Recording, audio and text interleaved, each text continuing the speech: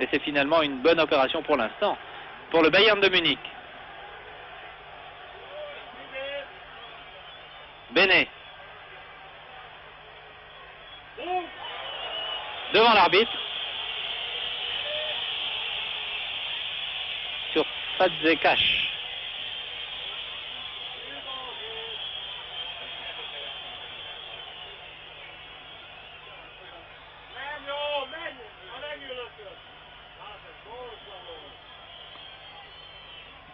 Les deux formations dans leur championnat respectif occupent la même position. Le Bayern qui a fait match nul lors de sa dernière journée de championnat est en tête avec un point d'avance sur son grand rival Ferencváros, alors qu'il reste encore 5 journées avant que ne se termine le championnat d'Allemagne. Et Újpest a lui un point d'avance sur Ferencváros, alors qu'il reste 7 journées. Donc on peut dire que les deux formations ne sont pas encore assurées de remporter le titre, mais qu'elles sont pour l'instant les deux meilleures formations de leur championnat.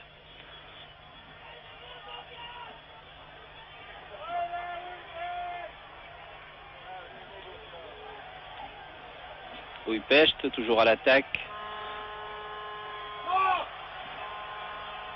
Fazekas qui a Zambo devant lui.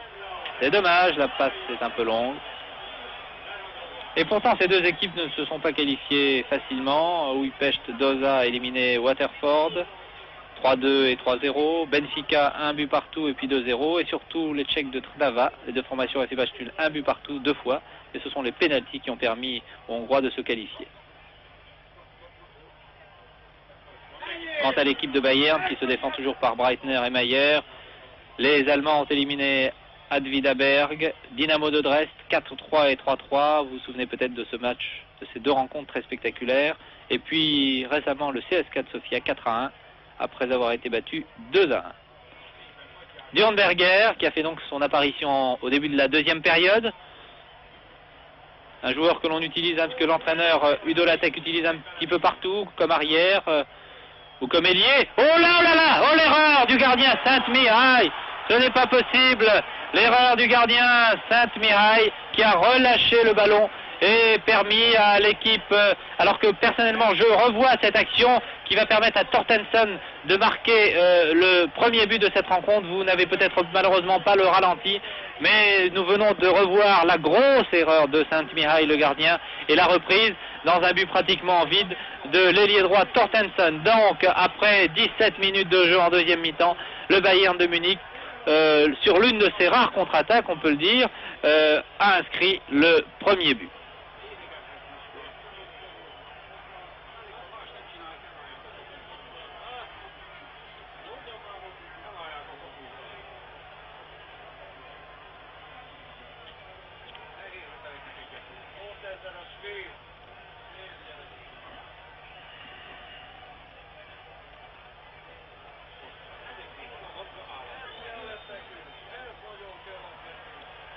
Le Bayern joue beaucoup mieux en deuxième mi-temps qu'en première période. Tête de Müller.